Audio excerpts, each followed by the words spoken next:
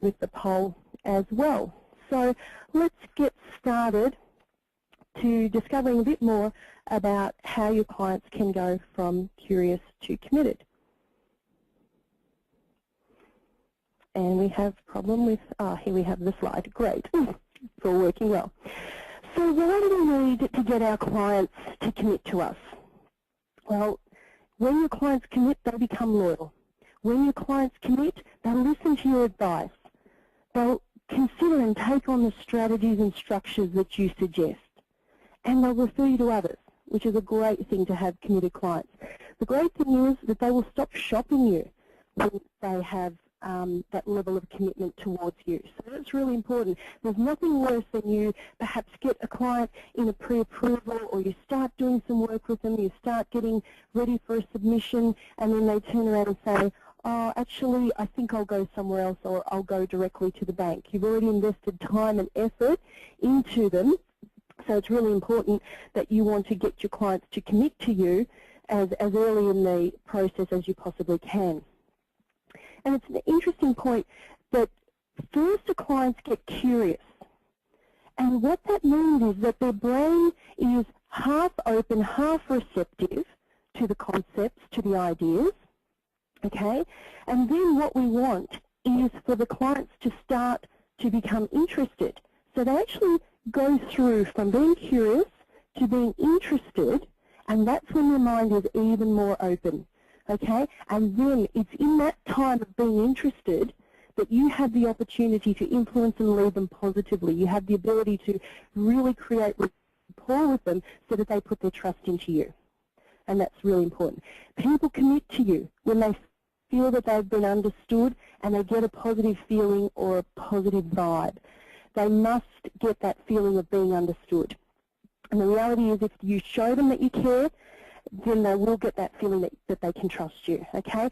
That comes very much from effective communication. The way we communicate with people is very important into how they will perceive you as a trustworthy person, a person that they want to do business with, a person that they feel comfortable with, okay?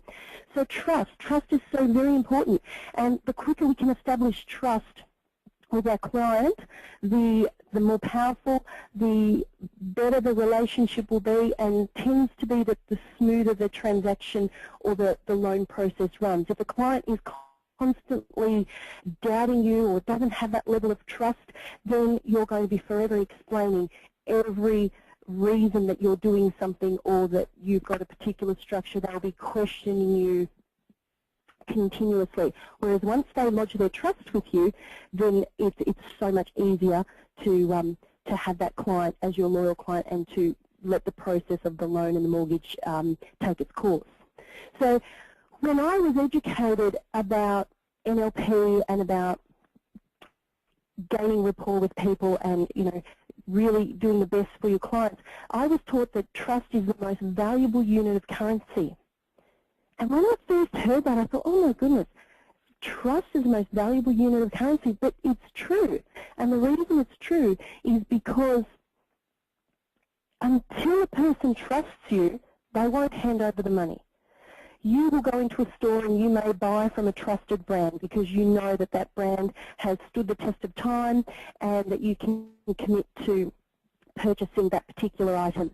Then again, you might actually feel that you are in a sales situation with someone and you really feel positive and comfortable with them.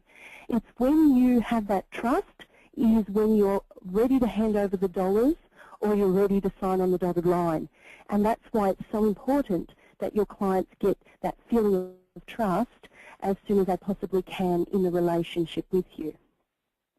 One of my mentors that is in the US that I regularly refer to because I love his work, he will say, don't fall in love with your business, fall in love with your clients and watch your business grow exponentially. Now, that might be a bit over the top for a lot of people, but I guess if you just take the message that showing your clients that you care, showing your clients that they'll factor that extra step is really valuable to them. And even though Jay says, fall in love with your clients, I think we can all relate to that to some degree, because the clients that you really do have a great relationship with, you enjoy more, they enjoy more, and the business does grow, because that's where happy, satisfied, loyal, raving fan clients start to refer you more business, and that's very much part of the cycle. So the way we communicate to our clients, it's really important. When we communicate with our clients, we want to speak with the assumption that we will be working together.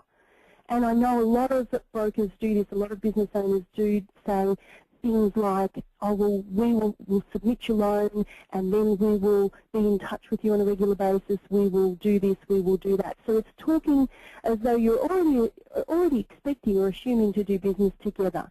The businesses or the business owners and the business people that say, well, if you sign up with us and they're already creating seeds of doubt in the client's mind. So it's really important the way you communicate to your clients is to speak with the assumption that, yeah, we'll be working together. And the other thing is to ask quality questions and ascertain your client's needs and wants. Now, even if you think you know what they need and want, you still must ask those quality questions. So I guess the key here is to assume the business or assume you'll be working together, but please don't assume you know what they need or know what they want. You really must ask the quality questions in order to ascertain that. So now let's unlock some of the secrets to how your clients commit to you.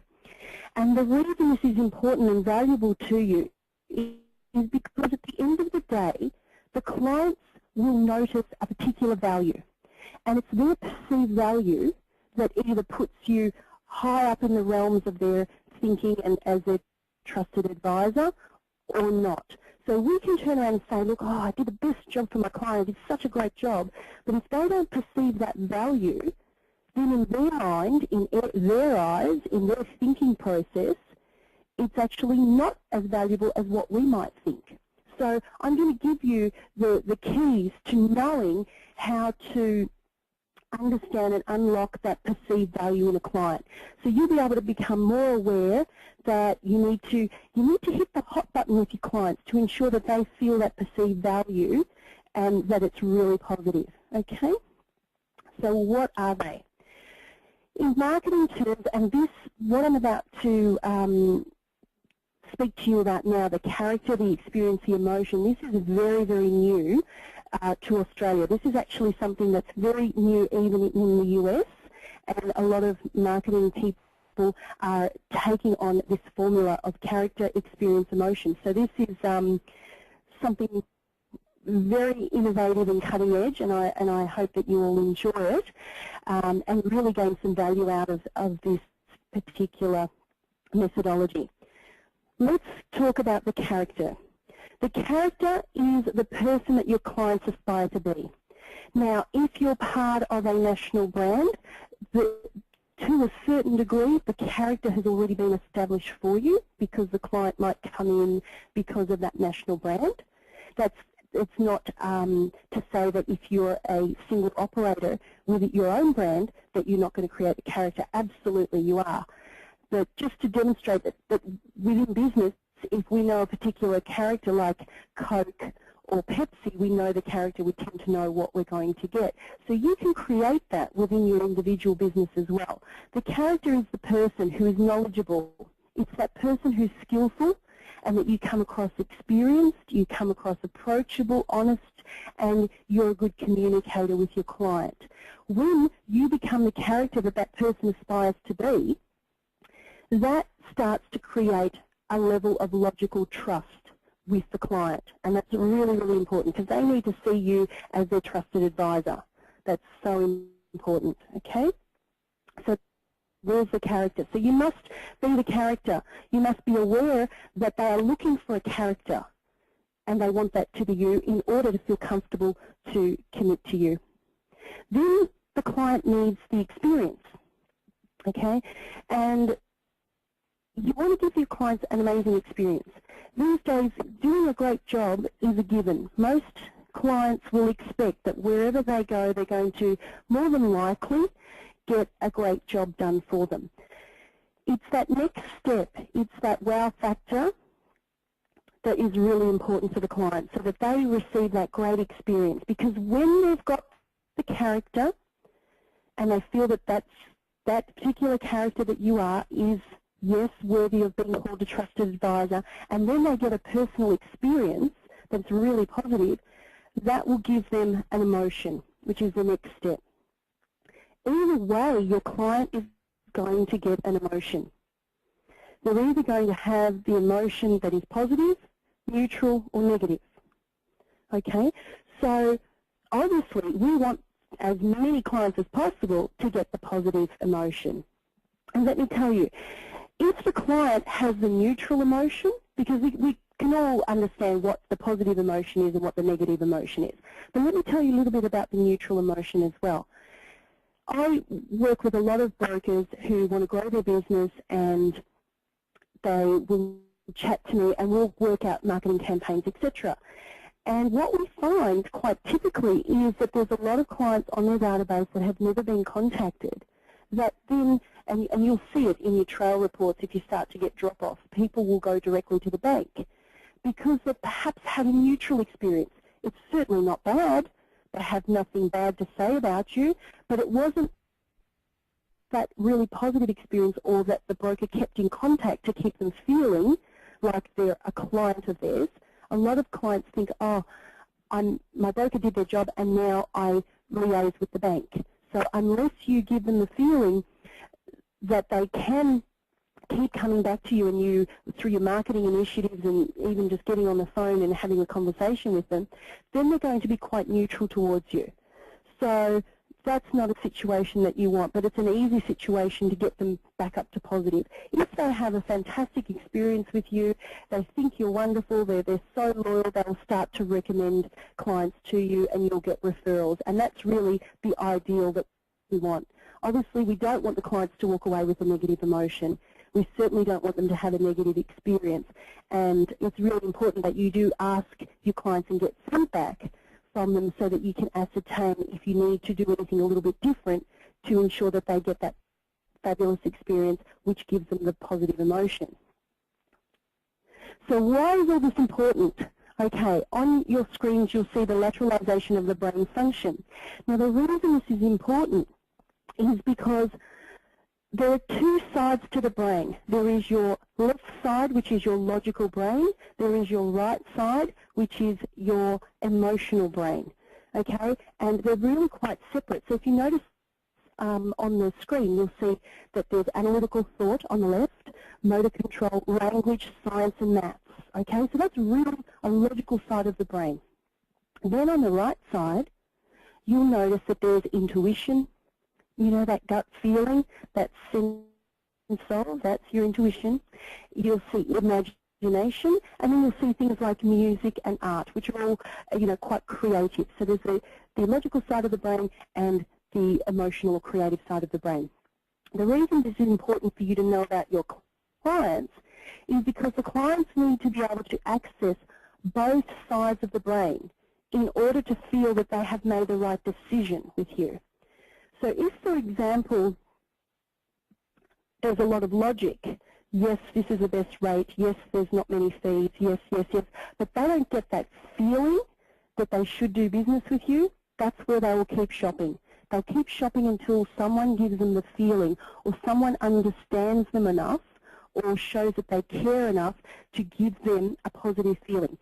What happens is, when you've got the logical aspect and the emotional aspect together, they tend to fuse, and that's when you get a person who really is happy with the decision they've made and happy with the person that they have chosen as their mortgage broker.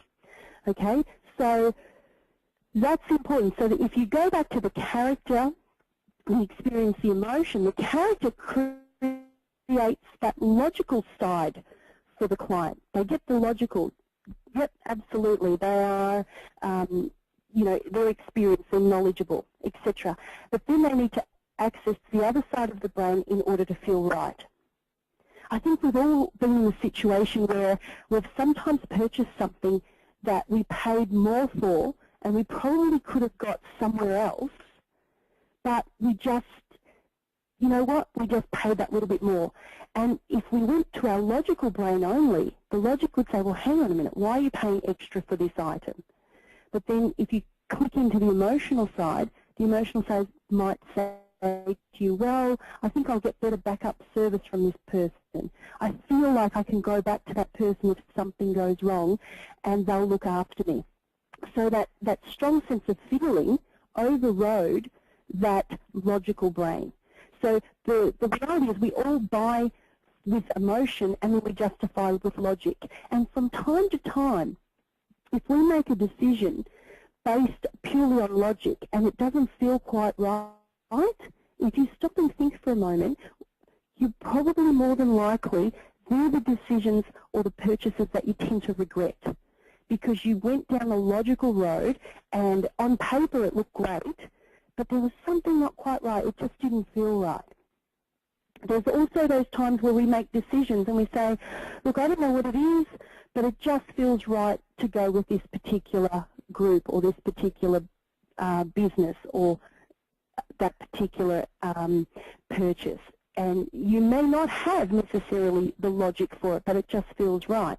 And that's perfectly okay, because that is the way we purchase. And what tends to happen, that's actually the better position to be in. If your clients get such a great feeling, they will actually walk away and justify it themselves with logic. We've all made a purchase where we just wanted to have that particular thing or wanted to make that decision, and then we spend the next half an hour, 40 minutes justifying it with logic or telling our partner or whoever about why it was such a great purchase or why it was such a great decision. So what happens when you fuse both the logical and the emotional together is it removes the doubt. It removes buyer's remorse because the client feels really good about what the decision that they've just made. And in mortgages, that's really